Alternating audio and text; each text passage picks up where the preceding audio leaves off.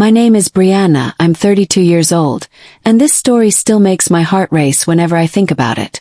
It's not just about family or betrayal or even revenge. It's about waking up one day and realizing that the people you thought would love you unconditionally have quietly decided you don't belong. Before I go on, if you're watching this or listening to my story somewhere out there, don't forget to subscribe to the channel. You don't want to miss what happens when someone who's been overlooked her entire life finally decides she's done playing the quiet one. Anyway, here's how it all began. I grew up in a family where love came with a scoreboard. My parents, James and Linda Parker, had 3 kids. My twin brothers, Ethan and Eric, and me. We were all born 2 years apart, but somehow I was always treated like the afterthought, the supporting character in their perfect little family narrative. From the outside, we looked like the picture of success. My dad ran a local construction firm, and my mom was the kind of woman who hosted brunches with silver trays and called it keeping up appearances. We lived in a large colonial-style home with white columns and trimmed hedges, the kind of house that looked warm on the outside but felt cold as marble on the inside. Ethan and Eric were the golden boys. My dad used to brag that they had his work ethic, even though half the time they were just coasting on charm. They played football, got local scholarships, and eventually joined Dad's business after college. Me. I went to school for journalism, which my dad called a hobby, not a career. The night everything broke started off like any other family dinner, the kind where everyone pretends to enjoy being together. It was my dad's birthday, and he was in one of his proud moods, the kind where you knew he'd say something that would sting later. After dinner, he asked everyone to gather in the driveway. I remember thinking it was strange because it was freezing that night, and my mom was all giddy, clutching her phone like she was filming a reality show. Then Dad grinned, holding a small box. "Boys," he said, "come here." Ethan and Eric stepped forward, smug as ever, and Dad opened the box. 2 sleek black car keys, each with a chrome BMW logo that gleamed under the porch light. "Because you deserved it," he said, handing each of them a key. "For everything you've done for this family." They started cheering, hugging him, thanking him, and I just stood there, pretending to smile while my throat tightened. Then Mom turned to me, her voice casual and sharp all at once. "Oh, Brianna, by the way, next month your rent goes up. $1,800, okay? You know, inflation and all. Rent. In their house. The house I grew up in." I laughed softly like maybe she was joking. But she wasn't. Her expression stayed perfectly blank, like she was telling me the weather forecast. Dad didn't even look my way. I went back to my room that night and sat on the edge of my bed, staring at the half-packed suitcase I'd left from a work trip. I didn't cry. I didn't scream. I just went quiet inside. That kind of silence is dangerous. It's the kind that builds pressure. I started folding my clothes one by one. Jeans, blouses, a few work files, my old camera. I didn't take much. Just enough to disappear. By midnight I was gone. For 2 months I stayed quiet. No calls, no messages. I got an apartment across town, a small 1-bedroom with cracked ceilings and a view of an alley. It wasn't much, but it was mine. During that time I worked 2 jobs. My regular journalist gig and a side hustle doing PR for a small startup. It was exhausting, but every time I wanted to quit, I remembered the look on my mom's face when she told me I owed rent. Then one night I got a call from my brother Ethan. I didn't answer. Then Eric called. Then Mom. Then Dad. Over and over. I turned my phone face down and went back to writing an article I was working on. The next morning I finally read the texts. "Dad's in trouble. Business deal went bad. We need your help. You're good with writing and media stuff. Please call back. Bree, please. We don't know what to do. The company's in the news, it's bad." I stared at the messages for a long time. My fingers hovered over the screen. And then I typed just 4 words. "Ask my worthy brother." And I hit send. That was the day the tide started to turn. Because I knew something they didn't. I had quietly built something of my own during those 2 months. A story, a lead, and an opportunity that was about to shift everything. They had taken away my home. Now I was about to take away their comfort. The morning after I sent that message, "Ask my worthy brother," I thought I'd feel nothing, but I did. For the first time in years I felt free. It was a strange kind of peace, the kind that hums under your skin like quiet electricity. I sat by my small apartment window, sipping coffee from a chipped mug, watching sunlight spill through the blinds. Outside, the city was alive. People rushing, horns blaring, sirens crying. But in that little room, there was only silence. 2 months earlier, I'd walked away from my family. 2 months later, they were begging me for help. Funny how quickly fortunes change. I hadn't planned revenge at first. I just wanted space. But life has a way of putting the pieces where they belong. You see, part of my job as a journalist was covering business ethics, corporate frauds, shady deals, financial cover-ups. And one afternoon, while researching for an article, I came across something that made my stomach twist. A shell company registered under my dad's construction firm. The owner, listed as Ethan Parker. The purpose, private consulting and overseas transactions. The bank trail. Messy. Suspiciously so. At first I didn't want to believe it. But the deeper I dug, the uglier it got. Falsified permits, illegal subcontracting, workers unpaid for months. It was the kind of story that could ruin a business. And a family's name. I should have felt conflicted. But I didn't. One evening I was sitting at my desk, surrounded by open files and half-drunk coffee cups, when my editor, Melissa, called. "Bree, I've got a lead for you," she said. "There's a construction firm caught in a bribery scandal. Name sounds familiar, Parker Development, I think. You want it?" Froze. "Yeah," I said slowly. "Yeah, I'll take it." "Good," she said. "Deadline's next week. Make it clean, make it sharp." I had no idea. Over the next few days I did what I do best. Investigate. I pulled records, interviewed ex-employees, and pieced together the puzzle. And the more I wrote, the more it became clear. My father's empire wasn't built on hard work or family pride. It was built on lies. And karma had finally clocked in. I didn't write the article with anger. I wrote it with precision, cold, clear, factual. I changed a few identifying details, used public records only, followed every journalistic rule. It wasn't personal. It was professional justice. When I finished the draft, I sat back and stared at the headline on my laptop screen. Inside the collapse of a local construction giant. Fraud, family, and the price of reputation. I didn't add my byline right away.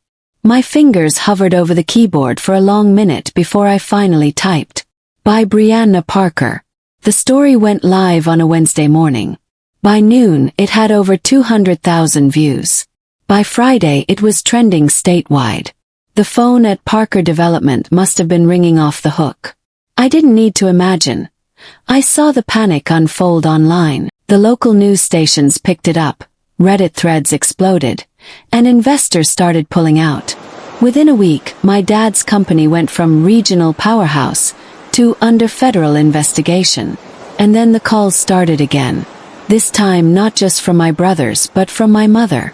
The first voicemail came late at night. Her voice was cracked, trembling. "Brianna, what did you do? Your father's losing everything. They're saying you wrote that article. Is it true? Tell me it's not true. Please." The second one was angrier. "How could you embarrass this family like that? You're jealous, that's what this is. Jealous because you didn't get the same recognition as your brothers. You've destroyed us." The third one was just silence, and the sound of her crying. I didn't delete them. I just listened once, and then went back to my notes. Because this wasn't about jealousy.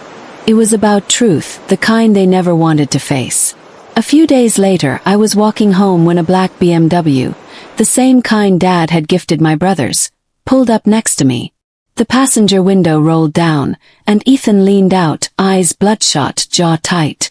"Brianna," he hissed, "get in. We need to talk." Kept walking. He slammed the car door and followed me. "You think this is funny? You think ruining Dad fixes anything?" I turned to face him, finally meeting his gaze. "Funny? Well, necessary. Absolutely. You're destroying our lives," he shouted. I smiled faintly. You destroyed mine first." He stepped closer, lowering his voice. "You're going to regret this." I tilted my head. "Maybe. But at least I'll regret it in peace. In my own place, without having to pay rent to people who never saw me as family." For a second he looked like he wanted to hit me. Then he just turned and stalked off, muttering something under his breath. I stood there on the sidewalk, my heart pounding, but it wasn't fear. It was adrenaline. And maybe a little satisfaction. The fallout came fast. Dad was removed as CEO. Ethan and Eric were publicly named in the investigation for falsified reports. Mom went off social media completely. And the Parker family, once the picture-perfect suburban dynasty, became a cautionary tale. But I didn't gloat. I didn't post. I didn't brag. Because real revenge doesn't need applause. Just needs silence and results. Still, a small part of me wondered if maybe I'd gone too far. That question lingered until one afternoon. I received a letter, handwritten, shaky, from my dad. "Vienna, I don't expect forgiveness. But I do want you to know I'm sorry. Failed you. Failed all of us. You were always the strongest of my children. I just didn't see it soon enough. Take care of yourself, Dad." I read it twice. Then I folded it carefully and placed it in my drawer. That night, I lit a candle by my window, looked out at the city lights and whispered, "Ask my worthy brother." Because some words don't need to be explained twice. For weeks after the article went viral, my life felt strangely quiet. No more calls from home, no more messages. Just the low hum of the refrigerator in my apartment and the occasional siren from the street below. It should have felt lonely.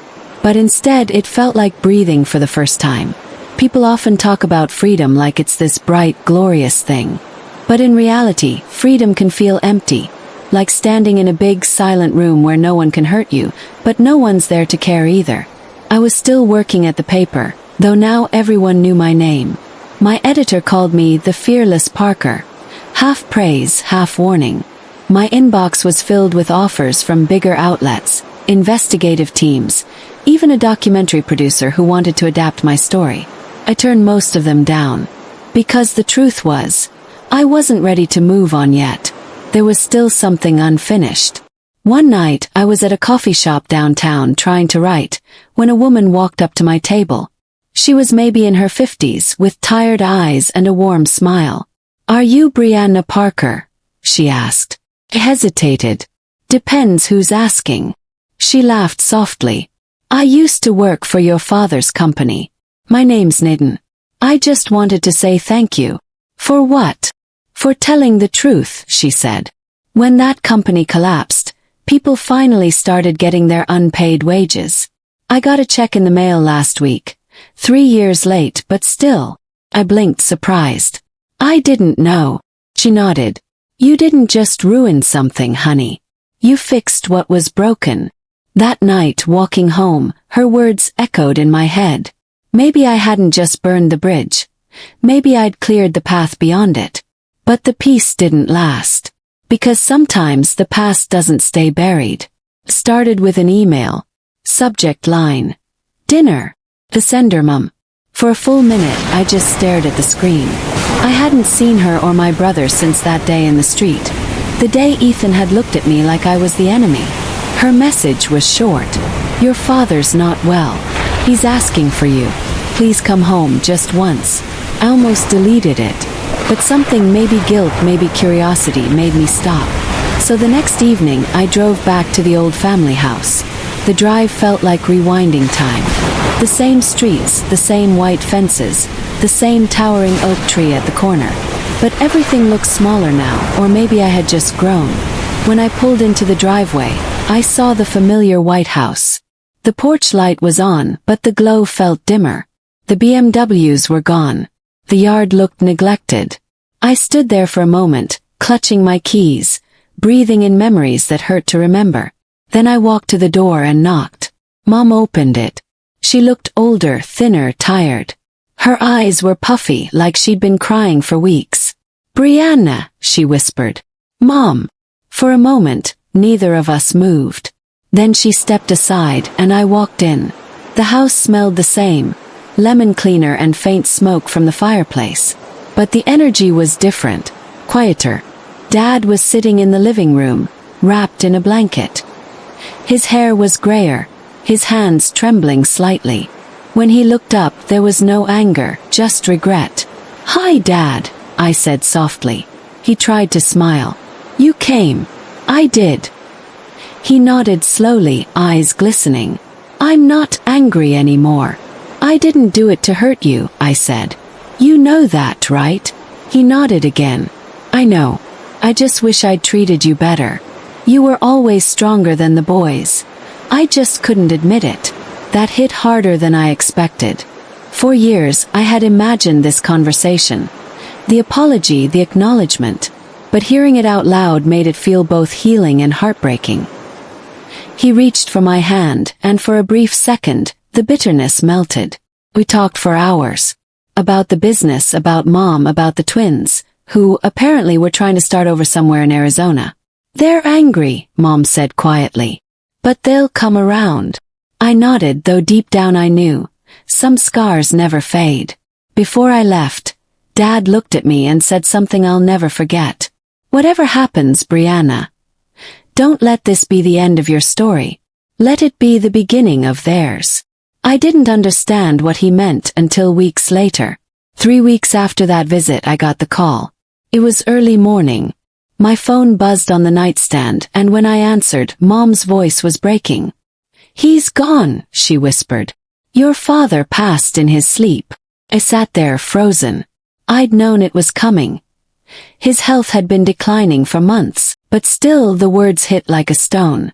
After the funeral, I stayed behind, helping Mom pack boxes, sorting through papers, deciding what to keep. That's when I found it. A sealed envelope with my name on it. Inside was a deed to the old Parker family home, and a note that said simply, "To Brianna, the one who saw the truth." When I told Mom, she looked shocked. "He left it to you." "Yes," I said quietly. For a moment, she didn't say anything. Then she smiled, small, tired, but real. Maybe he finally understood. Owning that house wasn't about property. It was about closure. It was about taking back the space where I had once felt small and invisible. I didn't move in right away. Instead, I renovated it, repainted the walls, opened the windows, turned the cold, hollow rooms into something warm again. Then one afternoon, I walked out onto the porch with a cup of coffee, sat in Dad's old chair, and whispered to the air. Guess I didn't need a BMW after all. Weeks later, I launched something new, a podcast, The Silent Ones, where I told stories like mine, about people overlooked, underestimated, and pushed aside who found their own kind of justice. It wasn't about revenge anymore. It was about redemption. Still, every time I introduced an episode, I'd smile and say, "If you're new here, don't forget to subscribe, because sometimes silence has a story worth hearing." And maybe, just maybe, I was finally free. For almost a year after Dad's funeral, life felt like a quiet sunrise after a long storm. The podcast was growing fast. Hundreds of listeners turning into thousands, then hundreds of thousands. I was finally doing something that mattered. Something that wasn't tied to anyone's approval. The house was different now too. Warm. Lived in. I filled it with books, laughter from guests, the smell of coffee and vanilla candles. Every inch of it felt like reclaiming something I'd lost. But peace has a strange way of testing you. Right when you start to believe you deserve it. It started one chilly afternoon in November. I was recording an episode in my living room when the doorbell rang. I almost ignored it, assuming it was a delivery. But when I opened the door, froze. Ethan and Eric. They looked nothing like the golden boys I remembered. Their clothes were wrinkled, their faces drawn and tired. Ethan had a scar along his jawline. Eric's eyes were sunken and red. "Bree," Ethan said softly, like he was afraid I might slam the door. "What are you doing here?" "We need to talk," Eric added. His voice cracked halfway through. I stood there for a second, every part of me tense. Then I stepped aside. "Fine. 5 minutes." They walked in, looking around like they couldn't believe what they were seeing. "You renovated the place," Ethan said, half smiling. "Looks different." "Yeah," I replied, sitting down across from them. "That's what happens when you clean out rot." Eric winced. "We deserve that." "Good," I said. "Then we're off to a great start." Ethan rubbed the back of his neck. "Look, we messed up. We know that. But we're trying to start over. The problem is, nobody wants to work with us. The Parker name's poison now." I raised an eyebrow. "And this is my problem because," he sighed, "because you're the only one people still respect. Your name carries weight. If you could, I don't know, vouch for us, maybe mention us on your show." I laughed sharp and short. "You came here to ask me for a favor." Eric leaned forward. "We're desperate, Bree. Please. We lost everything." I looked at them. The same brothers who once laughed when Dad dismissed me, who drove off in their shiny BMWs while I packed my bags in silence. "Now you know how it feels," I said quietly, "to be the one left behind." Ethan's voice hardened. "This isn't about revenge anymore. You got what you wanted. Dad's gone. The company's dead. What more do you want from us?" I met his stare. "Accountability. Come on." "No," I cut in, my tone steady. "You two spent years taking and never once looked back. You didn't call, you didn't help, you didn't even ask how I was. Now you want me to fix the mess you made. That's not accountability. That's convenience." Silence. Just the sound of the old clock ticking behind us. Eric's voice dropped. "Brianna, please. We're not the same people we were." "Neither am I," I said. They stayed for an hour, pleading, arguing, trying to reason. But I didn't bend. I'd spent too many nights doubting myself. Too many years being small so they could feel big. When they finally stood to leave, Ethan looked at me and said something that almost made me falter. "Dad was proud of you, you know. He talked about you before he died. Said you were the only one who did what he couldn't. Face the truth." For a moment I couldn't breathe. I wanted to be angry, but that cracked something inside me instead. "Then maybe you should start doing the same," I whispered. He nodded once, eyes glassy, and they walked out. A week later I got a letter in the mail. No return address. Inside was a small photo. My brother standing outside a small construction office with a new sign that read, "True Built Solutions." Underneath, a note in Ethan's handwriting. "Starting over. The right way this time. Thought you should know." I stared at it for a long time before pinning it to my bulletin board. Not out of forgiveness, not yet, but out of something else. Closure, maybe. Months passed. The podcast grew even bigger. I got invited to speak at conferences about journalism, truth-telling, resilience. For the first time in my life, people were listening, really listening. But sometimes late at night, I'd sit on that same porch, the one where Dad once handed over those BMW keys, and I'd think about how strange life is. A single night of injustice had driven me out. And now, years later, justice had brought me back. The pain, the silence, the revenge. It had all shaped me into someone I barely recognized, but someone I was proud of. And as the cool wind brushed against my skin, I whispered the words that had once burned like fire but now felt soft, almost poetic. "Ask my worthy brother." Only this time I smiled when I said it, because I knew they finally were. It's strange how time softens even the sharpest memories. A few years ago, the word family tasted bitter to me. Heavy with betrayal, cold with silence. But now, when I think of it, I feel something different. Not warmth exactly, but acceptance. It's been 3 years since everything happened. Since I walked away from that driveway, since I wrote that article, since I whispered those 4 words that changed everything. Ask my worthy brother. My podcast, The Silent Ones, has grown beyond anything I ever imagined. It's not just a show anymore, it's a community. People write to me from all over the world, sharing their stories of resilience, betrayal, redemption. Somehow, my pain became a bridge to theirs. And through all that, I learned something my parents never taught me. Revenge might start the fire, but truth keeps the light. One quiet Sunday morning, I drove back to the old neighborhood. The air smelled like spring, wet grass and lilacs. The house still stood proud, but now it wasn't the Parker house. It was my house. As I stepped onto the porch, I noticed a package leaning against the door. No label, just my name scribbled in familiar handwriting. I carried it inside, set it on the kitchen table, and carefully unwrapped it. Inside was a small wooden box. When I opened it, I found two things: a BMW key, scratched, old, and a note. We're doing okay now, building small homes the honest way. We talk about you a lot. Maybe one day we can talk for real. Love. E.N.D. I stared at the key in my hand for a long moment. It was ridiculous, really, a piece of metal. But holding it felt like closing a chapter. Not because I wanted the car, but because they'd finally understood. That evening, I drove out to a quiet hill overlooking the city, the same place Dad used to take us as kids to watch fireworks on the 4th of July. I brought the key with me. The sun was setting, painting the sky with streaks of gold and violet. I sat on the hood of my car, listening to the wind. Then I placed the BMW key on the ground beside me. "Guess we're even now," I whispered. It wasn't anger anymore. It wasn't triumph either. It was something gentler, release. I thought of Dad. His letter, his apology, his quiet acknowledgement before he passed. I thought of Mom, who still called every now and then, her voice softer, less guarded.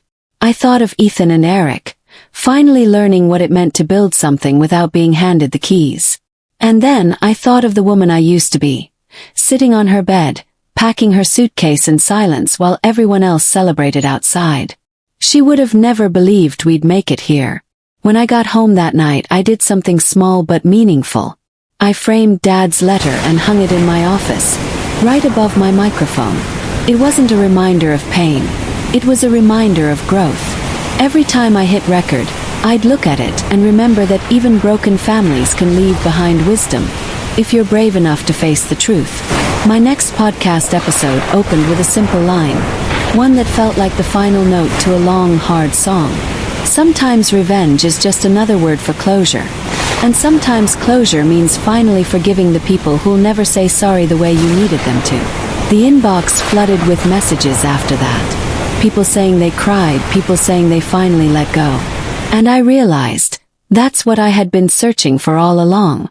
Not justice, not payback, just peace. A few months later, I got a message on Instagram, a picture of my brothers at a new construction site. They looked happy, real happy, covered in dust, smiling wide, wearing hard hats. The caption read, "New start, new story. Thanks, Bree." Smiled quietly. No response. Just a screenshot, saved in a folder called Closure. And that night I walked out to the porch again, mug of tea in hand, the city lights shimmering below. Felt like everything had come full circle. The girl who once walked away in silence now spoke to the world. The family that broke apart had, in some quiet way, found its way back. Not as it was, but as it should be. And somewhere deep down I knew Dad would have been proud.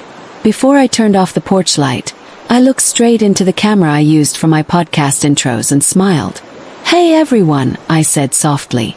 Before we begin today's story, remember to subscribe if you haven't already. Because sometimes, the quietest stories are the ones that change everything. I paused, let the silence stretch, then added one final line. "And to my family, if you're listening, I'm home."